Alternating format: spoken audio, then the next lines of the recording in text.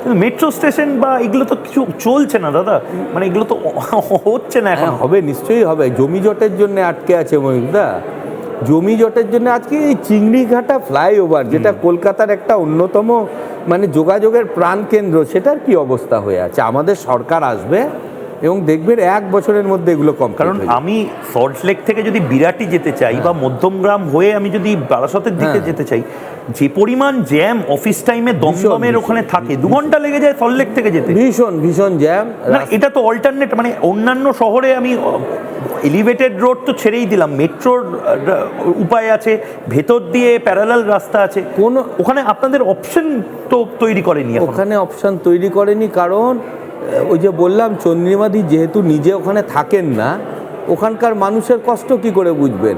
আমি ওখানকার স্থানীয় বাসিন্দাদের বলছিলাম, আপনারা বিধায়িকাকে দেখলে দয়া করে বলবেন চলে যাওয়ার আগে 1 রাত এসে থেকে যেতে, যে কারুর বাড়িতে। বলছে হ্যাঁ আমরা রাখবো, আমরা খাইয়ে দাইয়ে খুব ভালো করে রাখবো। 1 রাত আপনি থেকে যাবেন, তাহলে 15 বছর ধরে আপনি কিভাবে বঞ্চনা করেছেন আপনার ভোটারদের সাথে আপনি নিজে বুঝতে পারবেন, আপনাকে কাউকে বলতে হবে না। কিন্তু আমার যেটা স্বপ্ন উত্তর দমদমকে নিয়ে, যেহেতু আমি সারা ভারতে ঘুরে বেরিয়েছি, থেকেছি চাকরি সূত্রে, নিজের কর্মসূত্রে, উত্তর দমদমে কিন্তু একটা অ্যারোসিটি হতে পারে।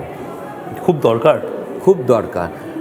একটা আমাদের কলকাতা বিমানবন্দরের সম্প্রসারণ হচ্ছে, দেখেছেন। একমাত্র উত্তর দমদমের পেছনে একটা জায়গা আছে কাদিহাটি বলে, একটা ওয়ার্ড, কিন্তু অনেক বড়। সেখানটায় আপনি গিয়ে দেখবেন মনে হবে এখনও গ্রামে পড়ে আছে। কংক্রিটের জঙ্গল না বানিয়ে আমি চেষ্টা করব। কালকে গৃহমন্ত্রীজি আসছেন, আমি এলাকাবাসীর তরফ থেকে এই আর্জিটাও কালকে ওনাকে জানাবো।